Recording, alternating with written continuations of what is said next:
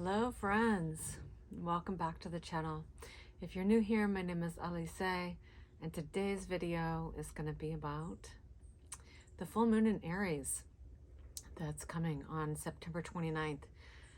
And this full moon is going to be at 6 degrees of Aries and Libra axis. So we know the sun's in Libra, it's at 6 degrees, and then the moon will be in Aries at 6 degrees.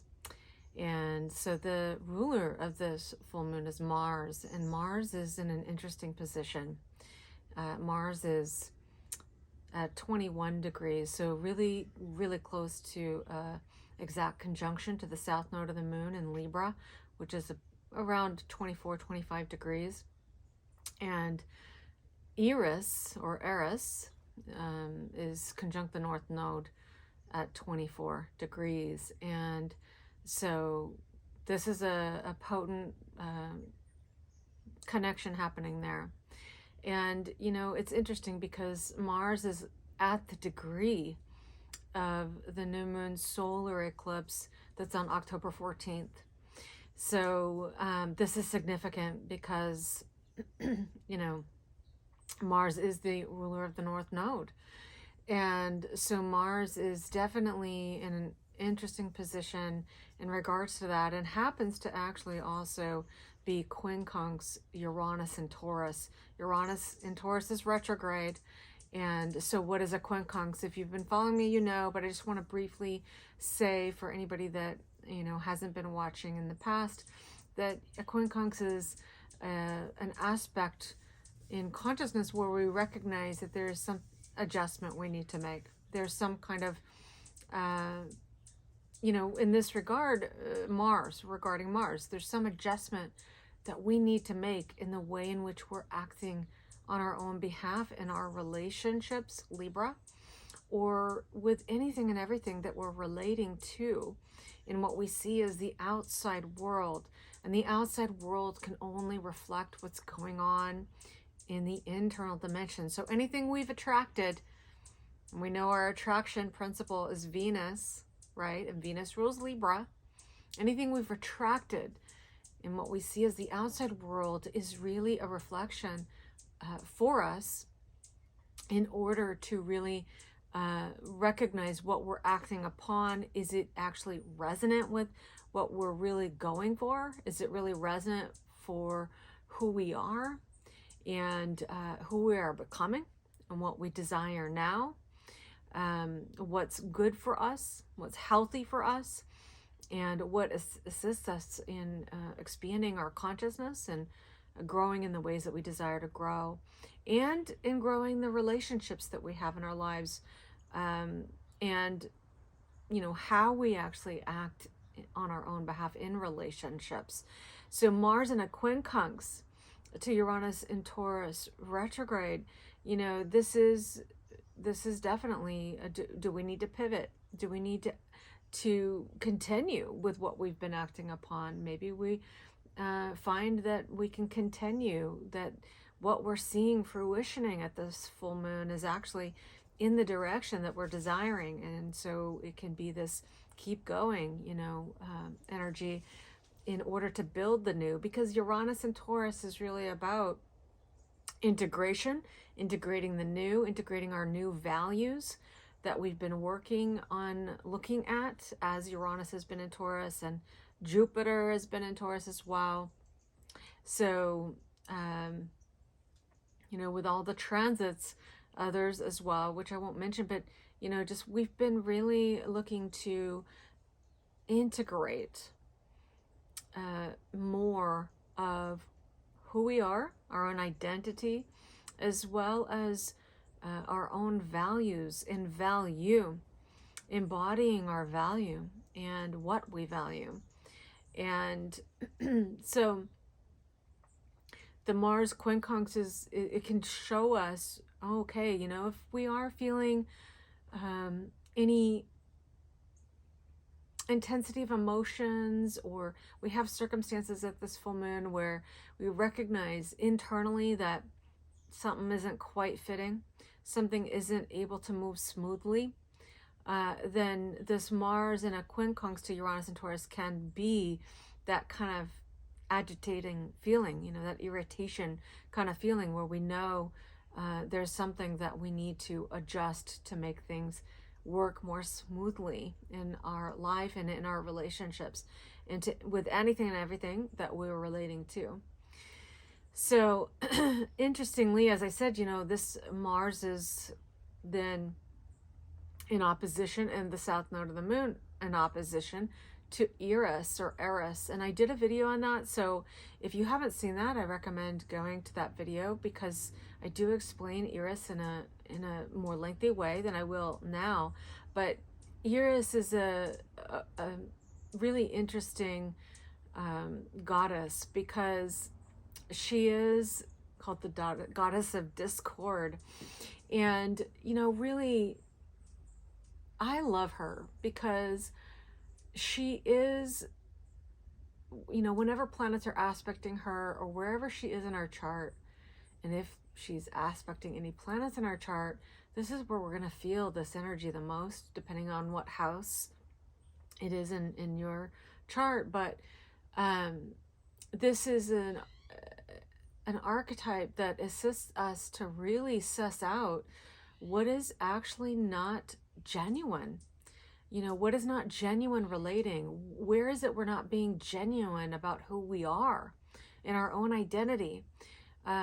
Where is it that we're maybe playing nice? We think we need to be nice, or we think we need to be something that we're not in order to get along.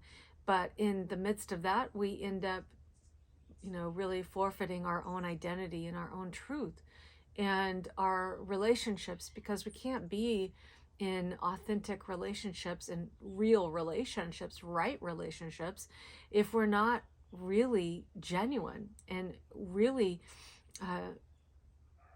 being true to ourselves, you know, being authentic, and recognizing that our identity and who we are is a natural expression, and that it assists us to navigate toward relationships and to attract relationships that are actually resonant and that will actually be in support, like true support in our lives, you know, that will actually have us be in the right situations, right experiences, right people, places, things. We'll have those in our lives because we're being absolutely genuine with who we are. And so, you know,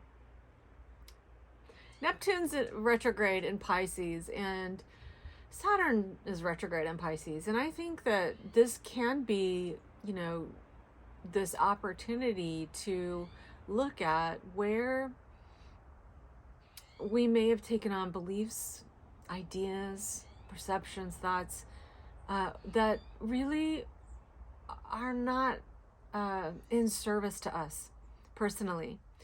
And, you know, if they're not in service to us personally, then we cannot be in service to the collective, because we're not in our truth. We're not authentic. We're not being our natural core essence.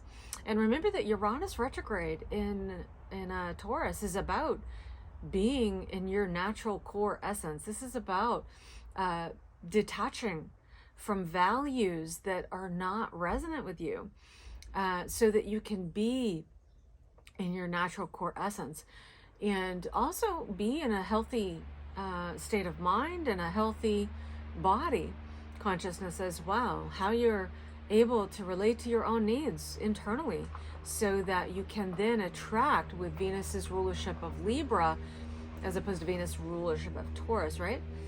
Then you can attract right relationships to you. You know, right relationships cannot find you if you're not really embodying your natural core essence and what you're naturally designed to bring into relationships. So I think that this is really important with this Eris conjunct the North Node opposing Mars, right? Or Mars opposing Eris, right? Conjunct the South Node. And that Mars is approaching the conjunction. So it is a waxing conjunction. And so this is really to our benefit, because it's just going to put that pressure on a little bit more, especially with Mars in a quincunx to Uranus retrograde. So that's really helpful. And and of course, we know that any kind of full moon, this is an opposition between the sun and the moon, right? So there's tension there as well.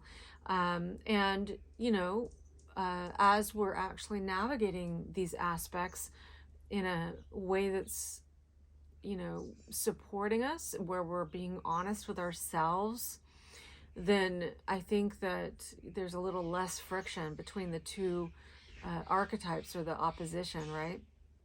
But remember that because there's oppositions, this always means that this can be reflected in our relationships. And even Aries and Libra is the relationship axis and consciousness. So there's kind of like this double signature of, you know, what is the outside world really reflecting to me? And then is that really resonant with, and is that working for me, for like who I really am? You know, because Mars is also just past an opposition with Chiron retrograde. Chiron retrograde is about 18 degrees and some minutes there. So, you know, this also, that opposition just shows, you know, like, is there this tension around how you're interacting with anything and everything in the outside world, Libra, in a way that is, you know, supporting and healing and renewing your identity from moment to moment, day to day, week to week, month to month, year to year, right?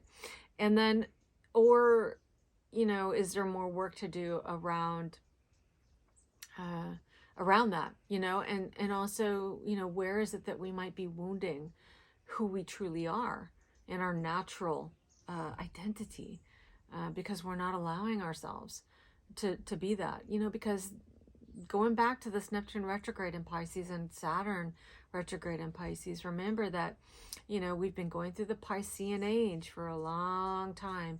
So likely we've picked up from our own family lines, from the cultures that we've lived in, these ideas, thoughts, perceptions around self-judgment and around, you know, potentially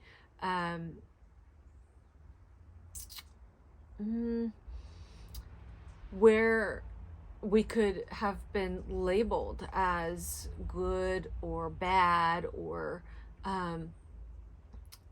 rewarded or not rewarded in certain ways, based on some kind of conditioning, or that comes from some kind of a cultural idea, you know, or cultural beliefs, or religious beliefs, or spiritual beliefs, or, you know, things that are just not really coming from the most purest source consciousness, really our relationship personally to source consciousness.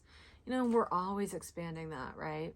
And so we really have this opportunity to spiritually mature with those aspects, and to recognize that ultimately it's between us and our source, and our own lives, our relationship to our own selves, our highest selves, our lives, our source, you know, however you like to call it, God. So, you know, this is something to pay attention to, because in the next couple of years, Neptune and Saturn will move into Aries and make conjunctions, and this is really going to solidify a new identity for us on an individual level. And of course, also on a collective level, because the collective is made up of many individuals. And the more that we can actually really be who we naturally are designed to be, the more in alignment we are with our source, and the healthier we will be as a society, as individuals, in our communities, all